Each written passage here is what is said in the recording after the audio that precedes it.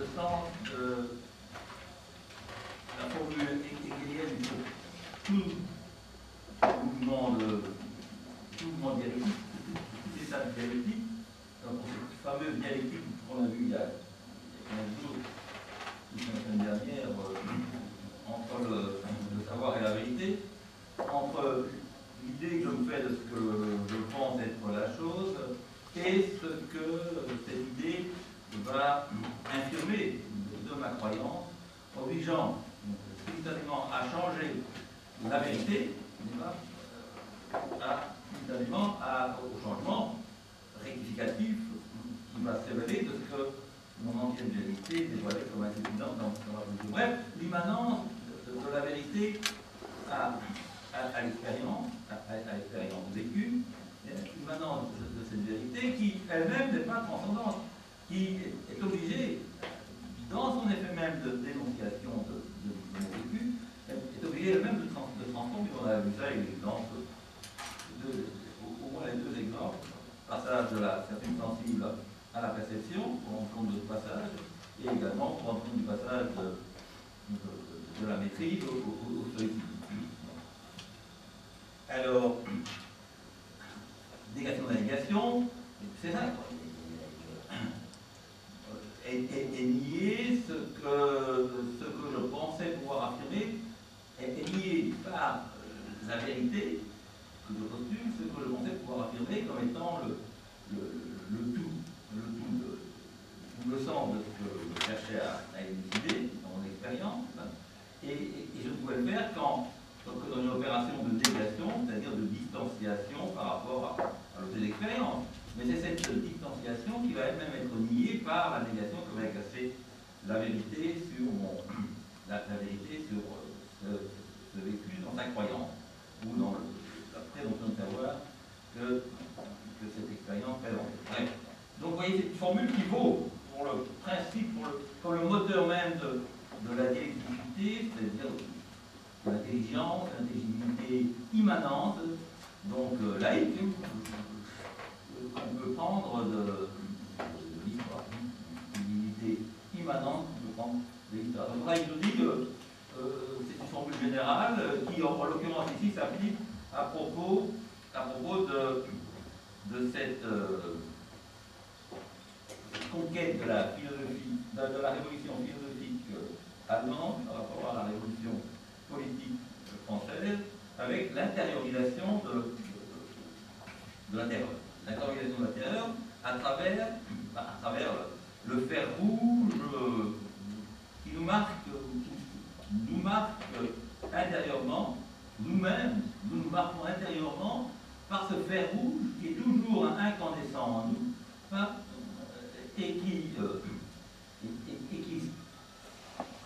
brûle notre pathologie, qui brûle notre vie instinctive, instinctuelle, spontanée, directe, immédiate, celle de nos penchants, de nos désirs, de nos besoins, de l'instinct, et qui les brûle parce que justement c'est la loi morale, c'est l'intransigeance de cette présence, de cette norme, de ce étalon hors de la moralité qui donc est la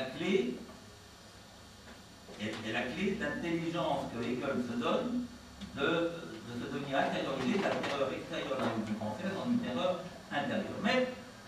Mais le problème, c'est de savoir en quoi Hegel est quand même pas clair, puisque la révolution philosophique est fait par l'idéalisme allemand, donc Kant, Fichte, Schelling, et puis il appartient lui-même à une idéologie, à l'idéalisme allemand. Donc il faut quand même comprendre en quoi assumer ça, hein, cette intelligence générale de la formulation, à savoir que tout ce qui est contraint à l'extérieur doit devenir contraint intérieur, eh bien, il ne faut pas le comprendre comme contrainte, justement. Il emploie ici le terme direct et la traductrice emploie le terme compulsion interne. Hein? Ce qui apparaît d'abord comme un obstacle extérieur se révèle une entrave inhérente. C'est-à-dire qu'une force externe se renverse en une compulsion interne. Alors une compulsion interne, on a le sentiment là qu'il y a quelque chose qui est mécanique, quoi, hein, qui est répétitif, qui est une sorte de dimension pulsive à répéter ou à se comporter de manière pulsionnelle, pulsive. Bon, eh bien, je crois que c'est pas correct, c'est pas l'idée qu'il emploie. L'idée qui est la vérité de l'hégélianisme sur ce point, c'est que c'est la négation de la négation, c'est à proprement parler la transformation d'une force externe, la terreur, la guillotine, etc., en liberté intérieure, en responsabilité intérieure, en assomption de la conscience de soi, comme la négativité sans plénitude du soi. Et bon, ça, c'est pas le plus important. Le plus important, c'est de savoir, je viens de vous dire comment ça va différencier le terme, et qu'est-ce qui est en jeu? Qu'est-ce qui est en jeu dans cette formule de ce paragraphe, lorsqu'il nous dit